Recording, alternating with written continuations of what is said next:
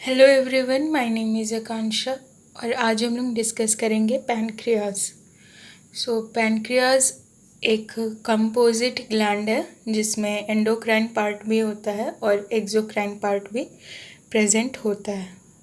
इसका डेरिवेशन पूछा जाता है एग्जाम में। It is derived from the endoderm of the embryo, okay, and it is lies inferior to the stomach and it has both character exocrine as well as endocrine। Okay, तो दोनों तरह के sales इसमें पाए जाते हैं। Exocrine cell जो होते हैं वो अरेंज होते हैं क्लस्टर्स में। ये आप देख पा रहे हो, ये जो एक्सोक्राइन सेल्स हैं वो क्लस्टर्ड में अरेंज्ड हैं, जिसे हम एसिनी कहते हैं या एकिनी कहते हैं। और ये एकिनी क्या करता है, ये प्रोड्यूस करता है digestive enzymes and which flows through the gastro intestinal tract to the और एक्ट करता है कहाँ पे, स्टमक में, ठीक है, जो भी डाइजेस्टिव एंजाइम्स प्रेजेंट होता है। ओके, देन जो एंडोक्राइन पार्ट है जिसे हम लोग आइलेट ऑफ लैंगरहैंस कहते हैं, and Langerhans was the scientist, जिसे हम आइलेट ऑफ लैंगरहैंस कहते हैं, वो स्कैटर्ड होता है बिटवीन द एकिनी। ये जो एकिनी है उसके बीच में प्रेजेंट होता है क्या, islet of Langerhans. Islet of Langerhans is the endocrine part और ये 4 टाइप ऑफ हार्मोन सिक्रेट्स करते हैं, ठीक है। तो पूरा जो पैनक्रियाज है उसका पूरा जो पैनक्रियाज का मास होगा उसका 1 से 2% ही टोटल पैनक्रियाटिक मास जो होता है वो एंडोक्राइन पार्ट होता है। यहाँ पे आप 4 तरह के जो सेल्स है वो देख सकते हो। अगर आप इंटर लेवल में हो तो जनरली आपको 3 तरह के सेल्स के बारे में पढ़ाया जाता है, but there are 4 type of cell which is endocrine in nature. Okay, so सबसे पहले हम देखते हैं अल्फ़ा सेल को। अल्फ़ा सेल्स देखो, यहाँ पे मैंने बस डिफ्रेंशिएट करने के लिए इसको अलग अलग कलर से ड्रॉ करा है, बाकी ये देखने में एक जैसे ही लगते हैं। इनकी हिस्टोलॉजी थोड़ी सी डिफरेंट होती है जो ज़्यादातर आप डिस्टिंग्विश नहीं कर पाओगे। ओके, सो अल्फ़ा सेल जो है वो 17% जो है अल्फ़ा सेल 17% मास बनाता है और ये रिलीज़ करता है ग्लूकागॉन। देन डेल्टा सेल, जिसे हम डी सेल भी कहते हैं, it compose about 7% of the pancreatic cells and it secretes somatostatin। Okay, सबका फंक्शन एक एक करके हम लोग डिटेल में पढ़ेंगे। Then there is a B cell that is called beta cell which secrete insulin. और बी सेल और ये जो हमारा अल्फा सेल है they are antagonist to each other because insulin and glucagon are functionally antagonist to each other. इसका मतलब हुआ insulin blood में शुगर लेवल को कम करता है जबकि ग्लूकागॉन ब्लड में शुगर लेवल को बढ़ाता है, ठीक है। एफ सेल का क्या काम है, F cell pancreatic polypeptides secrete करता है जिसका बहुत अभी फंक्शन नोन नहीं है।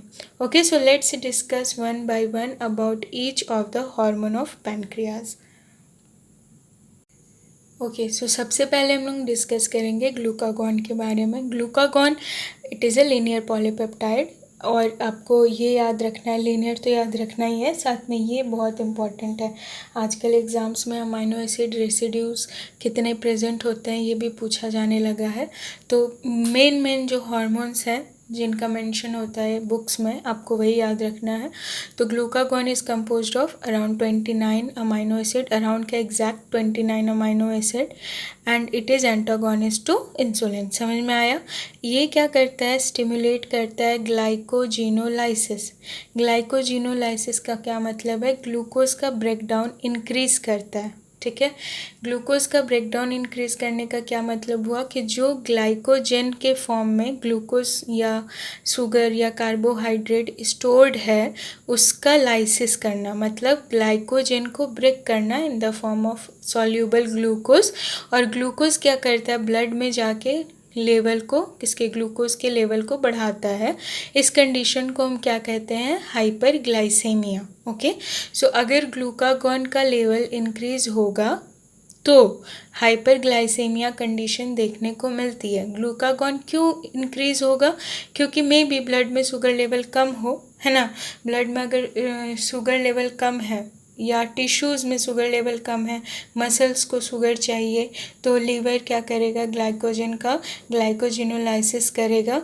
ग्लाइकोजिनोलाइसिस से ब्लड में शुगर ग्लूकोज बढ़ेगा और वो मसल्स में जाएंगे, ग्लूकोज ट्रांसपोर्ट करेंगे। क्लियर है?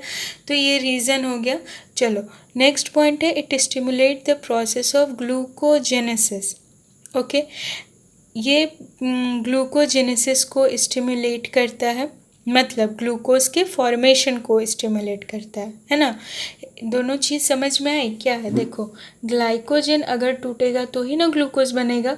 तो अगर मान लो ग्लाइकोजिनोलाइसिस हो रहा है, मतलब ग्लाइकोजन क्या हो रहा है, ग्लाइकोजन ब्रेक हो रहा है। किस में ब्रेक हो रहा है?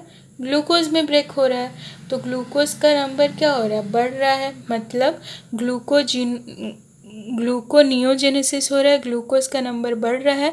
और क्या हो रहा है, ग्लाइकोजिनोलाइसिस, मतलब ग्लाइकोजन का नंबर क्या होते जा रहा है, घटते जा रहा है। ओके, दो चीज़ समझ में आया।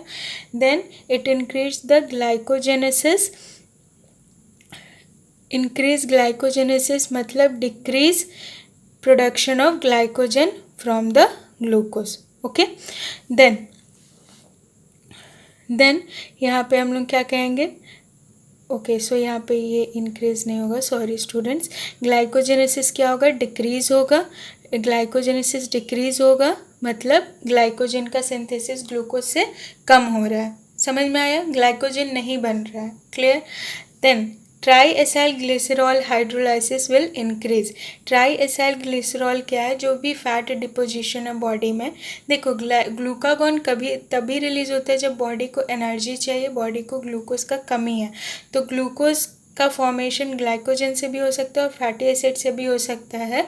तो फैटी एसिड का हाइड्रोलाइसिस बढ़ता है। ऑब्वियस है कि ग्लूकोज का लेवल ब्लड में इंक्रीज होगा और ग्लाइकोलाइसिस कम होगा। ग्लाइकोलाइसिस में क्या होता है, ग्लूकोज का ब्रेक डाउन होता है। तो हमें ग्लूकोज ब्रेक डाउन तो नहीं करना है, हमें ग्लूकोज यूज़ करना है अभी। तो ग्लाइकोलाइसिस का रेट क्या होगा, कम हो जाएगा। And glucose release from the liver, glucose will release from the liver because we need the glucose in the blood. Okay, so glucagon का एक फंक्शन है to increase the glucose level in the blood. अब वो कोई भी method हो, glucose level कम बढ़ाना है ब्लड में तो ऑब्वियस है कि ग्लाइकोजन का सिंथेसिस कम करना है। ठीक है, तो ग्लाइकोजेनेसिस कम होगा। ग्लूकोज का लेवल बढ़ाना है तो ऑब्वियस है कि जो पहले से स्टोर्ड ग्लाइकोजन है उसको तोड़ा जाए तो ग्लाइकोजिनोलाइसिस ज़्यादा होगा।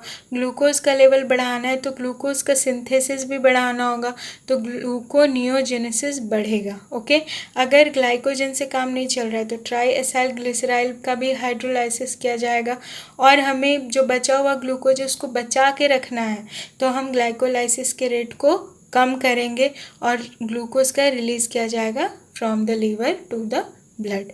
Okay, so it is the function of the glucagon. Okay, so next we will discuss about the insulin. ठीक, insulin is a protein made up of 2 polypeptide chain, जिसमें एक ए चेन है और दूसरा बी चेन है। A chain is composed of 21 amino acid and B chain is composed of 30 amino acid.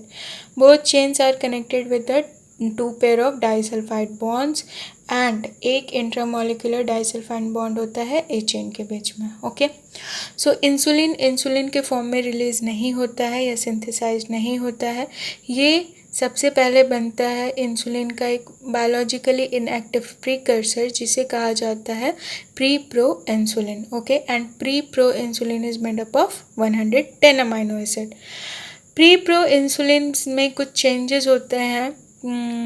क्या changes होते हैं, उसके एंड टर्मिनल से कुछ सिग्नल पेप्टाइड को रिमूव किया जाता है जिससे ये कन्वर्ट होता है प्रो इंसुलिन में. ओके, एंड प्रो इंसुलिन से जब हम सी पेप्टाइड चेन रिमूव करते हैं तो ये कन्वर्ट होता है इंसुलिन में. इंसुलिन क्या है, एक्टिव हार्मोन है. ठीक, इतना समझ में आया. यहाँ पे बस इतना ही बात हुआ कि इंसुलिन में 2 चेन होता है, एक में 21 अमाइनो एसिड, दूसरे में 30 अमाइनो एसिड. दोनों डाइसल्फाइड बॉन्ड से जुड़े होते हैं, 2 पेयर ऑफ डाइसल्फाइड बॉन्ड है. ठीक है, ये बहुत इंपॉर्टेंट नहीं है, बस याद रख लेना, कभी पूछ दे एग्जाम में. तो फंक्शन क्या है, it decrease the blood sugar level. Blood sugar level कैसे डिक्रीज करेगा, क्या करेगा, ट्रांसपोर्ट करेगा ग्लूकोज को into the cell through the GLUT. GLUT क्या है, ग्लूकोज ट्रांसपोर्टर है, ठीक है। जो हमारा ये सेल है सपोज करो, तो यहाँ पे क्या प्रेजेंट होता है, ग्लूकोज ट्रांसपोर्टर। 14 तरह के होते हैं ग्लूकोज ट्रांसपोर्टर, ठीक है। जिस मतलब ग्लूट ट्रांसपोर्टर होते हैं 14 तरह के, जिसमें से GLUT4 is involve in the insulin responder, ठीक है। तो GLUT4 जो है वो रिस्पॉन्ड करता है टू द इंसुलिन। क्लियर, समझ में आया। अब GLUT4 करता क्या है, जो भी GLUT4 जो होता है ना, वो ये सपोज करो कि ये सेल है, ठीक है, ये हमने बना दिया GLUT4। लेकिन जब इंसुलिन नहीं होता है, ठीक, जब इंसुलिन नहीं होता है तो ये वेसाइकल में अटैच्ड होता है GLUT4, ठीक है। इंसुलिन नहीं होगा तो ये सेल के अंदर वेसाइकल में अटैच होगा, बिना मतलब का जाके मेम्ब्रेन पे भीड़ नहीं बढ़ाएगा, ठीक है। जैसे ही इंसुलिन का ट्रांसपोर्टर से आके जुड़ता है, तब क्या होगा कि जो GLUT4 ट्रांसपोर्टर है वो जाएगा और प्लाज्मा मेम्ब्रेन पे अटैच होगा, और फिर उससे क्या होगा, ग्लूकोज का ट्रांसपोर्ट होगा अंदर की तरफ। यहाँ पे समझ में आया मैंने क्या कहा, कि GLUT4 जो है वो रिस्पॉन्ड करता है टू द इंसुलिन, मतलब कि यहाँ पे एक सेल प्रेजेंट है और यहाँ पे क्या प्रेजेंट है, इंसुलिन का रिसेप्टर, ठीक है। जैसे ही यहाँ इंसुलिन आया, मैंने डायग्राम बनाया वैसे, जैसे ही यहाँ इंसुलिन आया, ग्लूट का ट्रांसपोर्टर कहाँ प्रेजेंट था, वेसाइकल में। ये क्या होगा, वेसाइकल जाके यहाँ फ्यूज़ करेगा और यहाँ पे ट्रांसपोर्टर अपना लगा देगा, तो फिर जो भी ग्लूकोज प्रेजेंट होगा वो इसके थ्रू आ जाएगा अंदर, ओके। तो सेल के अंदर शुगर का लेवल बढ़ेगा तो बाहर जो ब्लड है वहाँ पे शुगर का लेवल कम होगा। समझ में आ रही, ये डायग्राम आप देख सकते हो कि साइटोसोल है यहाँ पे, और जब इंसुलिन एब्सेंट है तो जो सेक्रेटरी वेसाइकल है, सेक्रेटरी वेसाइकल किसको बोलते हैं, जो कि प्लाज्मा मेम्ब्रेन के साथ जाके फ्यूज़ होता है और कुछ सिक्रीट करता है, वैसे वेसाइकल को हम लोग सेक्रेटरी वेसाइकल कहते हैं। तो सेक्रेटरी वेसाइकल में क्या लगा है, सेक्रेटरी वेसाइकल में लगा है GLUT4 ट्रांसपोर्टर, ठीक है। GLUT4 ट्रांसपोर्टर क्या है, एक प्रोटीन ही है जो इसके मेम्ब्रेन पे जुड़ा हुआ है, और ये क्या है, हमारा इंसुलिन रिसेप्टर। यहाँ पे ये कंडीशन है। लेकिन जब इंसुलिन प्रेजेंट होता है, इंसुलिन रिसेप्टर के साथ इंटरैक्ट करता है, तो बहुत सारे यहाँ पे सिग्नल ट्रांसडक्शन चैनल्स ओपन होते हैं, देन बहुत सारी चीज़ें होती हैं यहाँ पे, जिससे कि ये जो हमारा वेसाइकल था वो जाके मेम्ब्रेन से फ्यूज़ हो जाता है। और बताओ एक्सोसाइटोसिस इसका होगा, तो ये जब फ्यूज़ हो जाएगा तो यहाँ से क्या कराएगा, फिर ग्लूकोज का ट्रांसपोर्ट करेगा। समझ में आया। तो वेसाइकल का एक्सोसाइटोसिस होता है, और ये जो भी हमारे GLUT4 ट्रांसपोर्टर प्रेजेंट है वेसाइकल के मेम्ब्रेन पे, वो फ्यूज़ हो जाते हैं प्लाज्मा मेम्ब्रेन से, या प्लाज्मा मेम्ब्रेन से फ्यूज़ हो जाते हैं, जिससे फिर ग्लूकोज अंदर आता है, ओके। सो इंसुलिन इंक्रीज करता है ग्लूकोजेनेसिस, ग्लूकोज का सिंथेसिस इंक्रीज करता है, कहाँ पे, स्केलेटन मसल में भी और लीवर में भी। देन ये इनहिबिट करता है ग्लाइकोजिनोलाइसिस, ग्लाइकोजिनोलाइसिस तो इनहिबिट करना ही पड़ेगा, क्योंकि ग्लाइकोजन तोड़ेंगे अगर तो ग्लूकोज ब्लड में बढ़ेगा, और हम तो वापस ब्लड से अंदर डाल रहे हैं, तो फिर बढ़ाने का तो कोई मतलब ही नहीं है। It also inhibit gluconeogenesis in the liver, मतलब ये ग्लूकोनियोजेनेसिस ग्लूकोज का सिंथेसिस लीवर में कम करता है, किसका सिंथेसिस बढ़ाएगा, ग्लाइकोजन का बढ़ाएगा, ठीक है। Then it increase the lipogenesis, जो भी ग्लूकोज है उसको फैट में कन्वर्ट करेगा। डिक्रीज लिपोलाइसिस, प्रोटीन फैट को लाइसिस नहीं करना है, फैट का डिग्रेडेशन नहीं करना है। प्रोटीन सिंथेसिस बढ़ाएगा ज़्यादा से ज़्यादा, एंड प्रोटीन डिग्रेडेशन कम होगा। सो आप देखते होगे जो लोगों में इंसुलिन का कमी होता है उनमें प्रोटीन की भी कमी होती है, हाँ, उनका प्रोटीन का सिंथेसिस नहीं हो पाता है, अमाइनो एसिड से प्रोटीन्स नहीं बन पाता, okay. So it is the function of insulin. So let's discuss about the D cell and F cell. D cell secrete करता है सोमैटोस्टैनिन which inhibit the secretion of insulin as well as glucagon and slow the absorption of nutrient from the gastrointestinal tract. So जब लोगों को होता है ना, पेट भरा हुआ होता है तो खाने का मन नहीं करता है, ठीक है, तो मे भी उस टाइम पे सोमैटोस्टैनिन रिलीज़ होता है। ऑब्वियसली उस टाइम पे सोमैटोस्टैनिन होता है और वो इनहिबिट करता है इंसुलिन और ग्लूकागॉन के सिक्रीशन को। Let's discuss what is the function of F cell. It secrete pancreatic polypeptide. Pancreatic polypeptide inhibit the somatostatin. Okay ये इनहिबिट करता है सोमैटोस्टैनिन के सिक्रीशन को, देन इनहिबिट करता है गॉल ब्लैडर के कॉन्ट्रैक्शन को, ये इनहिबिट करता है secretion of digestive enzyme by the pancreas. तो पैनक्रियाटिक पॉलीपेप्टाइड्स जो होते हैं जब भूख नहीं लगी होती तब सिक्रेट होते, ताकि ये सब का काम नहीं है, अभी डाइजेस्टिव एंजाइम सिक्रेट नहीं करना है, तो क्या सिक्रेट होगा, पैनक्रियाटिक पॉलीपेप्टाइड। मान लो आपके पास भोजन नहीं है, मतलब पेट में फूड नहीं है, तो पैनक्रियाट डाइजेस्टिव एंजाइम सिक्रेट करने का कोई मतलब नहीं है, इंसुलिन सिक्रेट करने का कोई मतलब नहीं है। उस टाइम पे क्या सिक्रेट होता है, pancreatic polypeptides from the F cell. So ये वाला जो दो चीज़ें हैं, ये वाली जो दो चीज़ें हैं, regulation of glucagon and insulin secretion, it is very important to understand the functioning of both the hormones. Okay, so जब ब्लड में शुगर का लेवल कम होगा तो आप बताओ क्या होना चाहिए, ग्लूकागॉन रिलीज होना चाहिए, इंसुलिन। ऑब्वियस है, हमें ब्लड में ग्लूकोज की ज़रूरत है, इसलिए हमें क्या चाहिए, हमें ग्लूकागॉन चाहिए। तो जैसे ही ब्लड में शुगर लेवल कम होता है, सिग्नल जाता है अल्फ़ा सेल को, अल्फ़ा सेल सिक्रेट करता है ग्लूकागॉन। अल्फ़ा सेल कहाँ प्रेजेंट है, आइलेट ऑफ लैंगरहैंस में। अल्फ़ा सेल सिक्रेट करता है glucagon and glucagon will induce the hepatocytes. Hepatocytes किसे कहते हैं, लीवर्स के जो सेल हैं। ग्लूकागॉन जाके हिपैटोसाइट्स को कहता है भाई चलो अब ग्लाइकोजिनोलाइसिस और ग्लूकोनियोजेनेसिस करने की बारी है, मतलब ग्लाइकोजन को तोड़ा जाए और ग्लूकोज को कम किया जाए बनाना। ठीक है, तो यहाँ पे क्या होता है, ग्लाइकोजिनोलाइसिस बढ़ता है और ग्लूकोनियोजेनेसिस घटता है। ठीक है, जिससे क्या होता है कि ब्लड में शुगर का लेवल मेंटेन हो जाता है, और कम से ज़्यादा हुआ है तो हम उस कंडीशन को क्या कहेंगे, हाइपरग्लाइसेमिया। और जैसे ही ब्लड में शुगर का लेवल मेंटेन होगा, वो ऑटोमेटिकली नेगेटिव फीडबैक जाएगा और ग्लूकागॉन का रिलीज क्या हो जाएगा, कम हो जाएगा। क्लियर, समझ में आया। So low blood sugar induce the alpha cells of islet of Langerhans to release the glucagon. Glucagon induce hepatocytes to increase the glycogenolysis and decrease the gluconeogenesis, so that blood sugar level will get normal, and as soon as it will get normal, the condition is called hyperglycemia, and hyperglycemia inhibit the release of glucagon from the alpha cell. Okay students, चलो next हम लोग देखेंगे जब blood sugar level बढ़ जाएगा।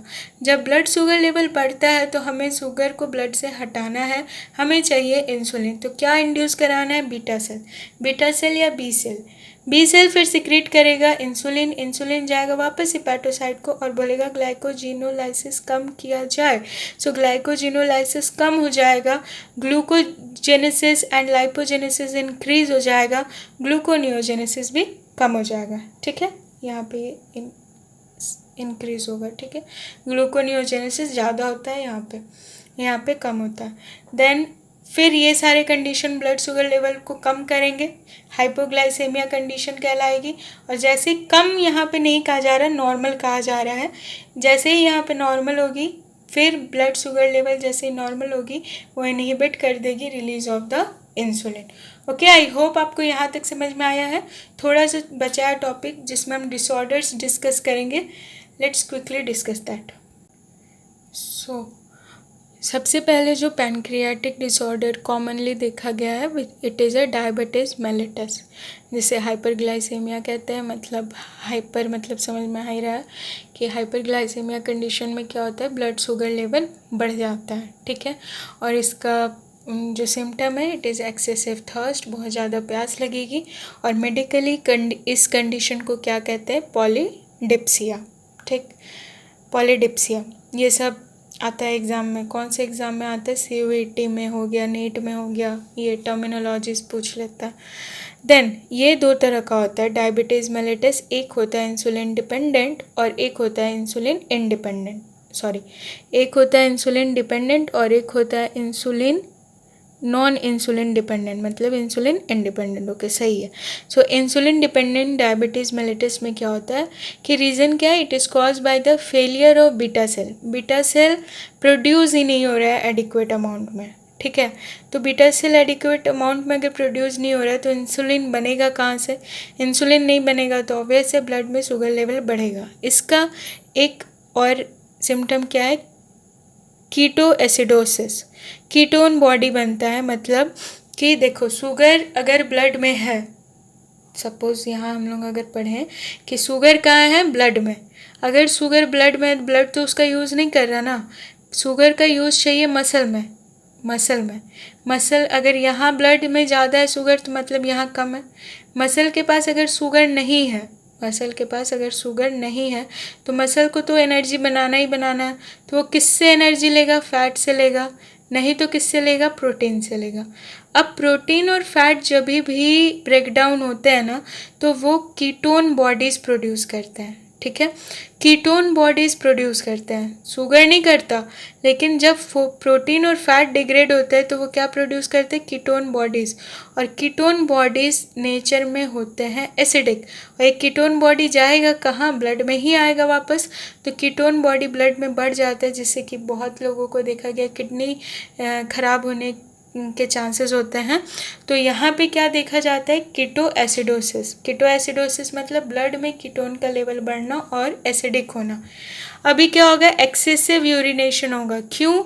क्योंकि blood में sugar ज़्यादा है, तो किडनी कितना भी फिल्टर करेगा तो कुछ शुगर जो है वो एक्सक्रीट आउट होगा, और शुगर एक्सक्रीट आउट हो रहा है तो शुगर के साथ वाटर भी जाएगा, जिसकी वजह से एक्सेसिव यूरिनेशन होता है और वाटर का लॉस बढ़ जाता है, जिसके वजह से डिहाइड्रेशन होता है। क्लियर है ये कॉन्सेप्ट?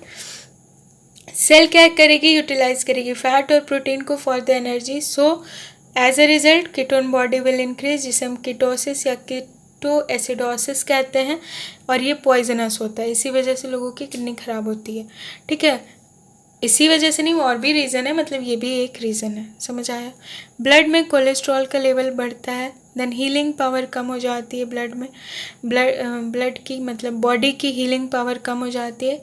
इंसुलिन थेरेपी अगर किया जाए, किसी को मेडिसिन दिया जाए या फिर इंजेक्शन लोग लेते हैं, तो उस कंडीशन में कंट्रोल में रहता है। ठीक तो नहीं होता है, कंट्रोल में रहता है। Then non insulin dependent diabetes mellitus is occur due to the failure of insulin action.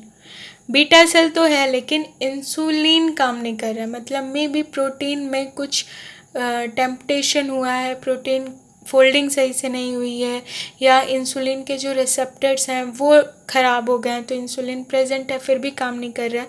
उस कंडीशन को क्या हम कहते हैं? Non insulin dependent diabetes mellitus.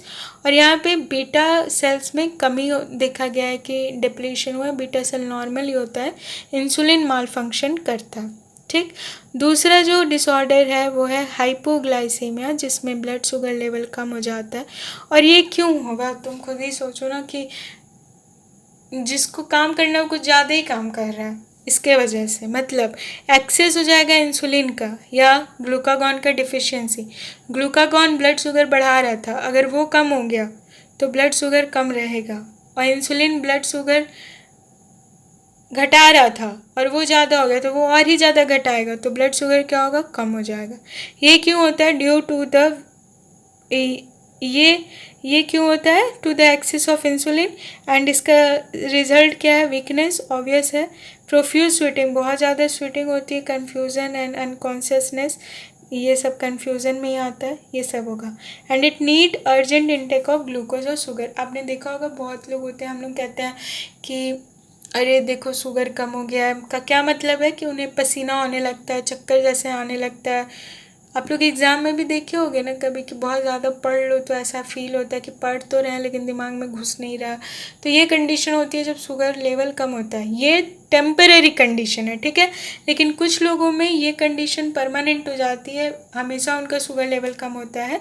उस कंडीशन को हम लोग हाइपोग्लाइसेमिया कहते हैं। Okay, so that's it for the pancreas.